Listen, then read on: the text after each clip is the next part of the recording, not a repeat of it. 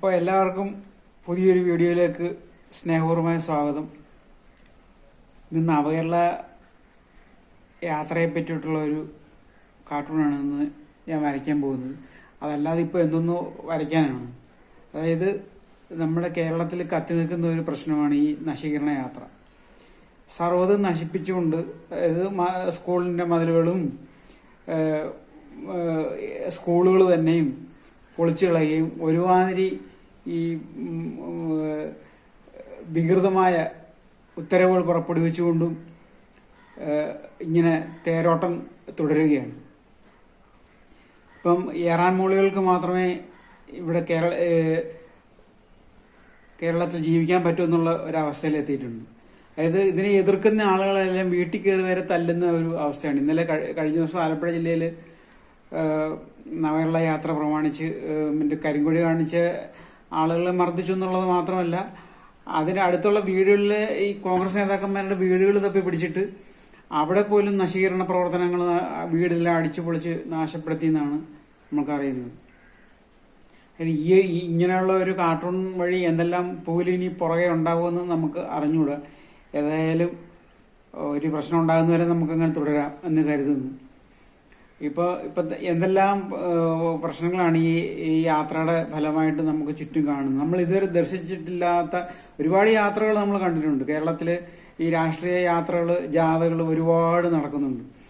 ഇലക്ഷനൊക്കെ അടുക്കുമ്പോഴത്തേക്കും മിക്കവാറും എല്ലാ പാർട്ടിക്കാരും കാസർഗോഡ് നിന്ന് തിരുവനന്തപുരത്തേക്ക്, അല്ലെങ്കിൽ തിരുവനന്തപുരത്ത് നിന്ന് കാസർഗോട്ടേക്ക് സ്ഥിരമായിട്ട് യാത്രകൾ നടത്തുന്നുണ്ട്. ഓരോ പേരിട്ട്, ഓരോ നല്ല പേരുകളിട്ട്.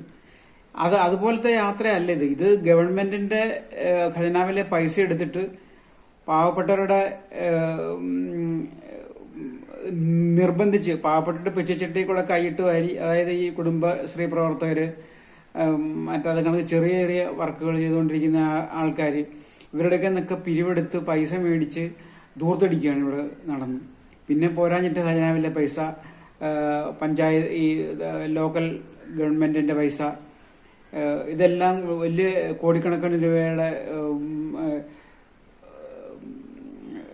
സ്റ്റേജൊക്കെ കെട്ടി ഭയങ്കര ആർഭാടമായിട്ട് ഇവരിങ്ങനെ നടക്കുകയാണ്.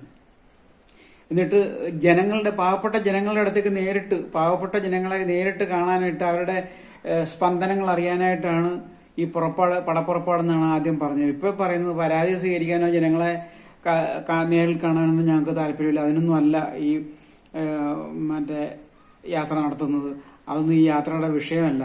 പിന്നെ എന്താണ് ഈ യാത്രയുടെ വിഷയമെന്ന് ഇവർ പറയണ്ടേ? അതൊട്ട് ചെയ്യുന്നുമില്ല. അപ്പൊ ഈ ഒരു നമ്മുടെ സാമ്പത്തിക രംഗത്തിന്റെ അവസ്ഥ നമുക്കറിയാം. നമ്മുടെ സാമ്പത്തിക രംഗം ആകെ തകർന്ന് തരിപ്പണമായിട്ട് നറാണക്കല്ലെടുത്ത് കിടക്കുകയാണ്. അതിന്റെ ഇടയ്ക്കാണ് ഈ ഒരു കുറെ കഴുതുകളെ പറഞ്ഞ് പറ്റിച്ച്, കഴുതുകളെ വേഷം കെട്ടിച്ച്, കഴുതുകളെ കൊണ്ട് തുള്ളിച്ച് ഇവരിങ്ങനെ രഥയാത്ര നടത്തുകയാണ് ഈ ഓട്ട ഖജനാവും വെച്ചിട്ട്. അപ്പൊ ഇതേ പറ്റിയിട്ടുള്ള ഒരു കാർട്ടൂണാണ് ഇന്ന് വരയ്ക്കാൻ പോകുന്നത്. എല്ലാവർക്കും ഈ വീഡിയോയിലേക്ക് സ്നേഹപൂർവമായ സ്വാഗതം. അപ്പൊ നമുക്ക് ഇതിന്റെ റഫ് ഇടുന്നതിലോട്ട് കിടക്കാം. നമ്മുടെ തമ്പുരാന്റെ മറ്റേ യാത്രയാണ് നമ്മൾ വിഷയമാക്കിയിരിക്കുന്നത്. ആ യാത്ര പോകുന്ന റോഡാണ് നമ്മളിപ്പോ ഈ വരച്ചത്.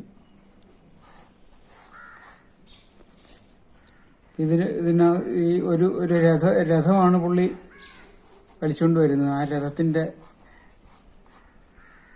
രഥമാണിത്.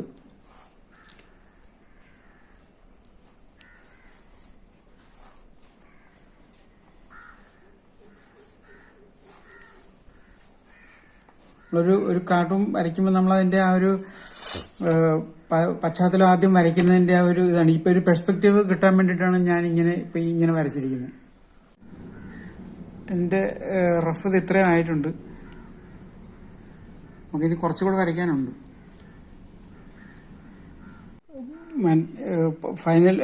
റഫിന്റെ ഫൈനലായിട്ടുണ്ട്.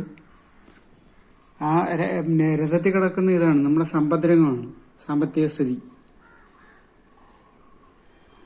സാമ്പത്തിക സ്ഥിതി അങ്ങനെ കിടക്കുമ്പോൾ അതിനെ വലിച്ചുകൊണ്ട് തമ്പുരാൻ രഥയാത്ര നടത്തുകയാണ്.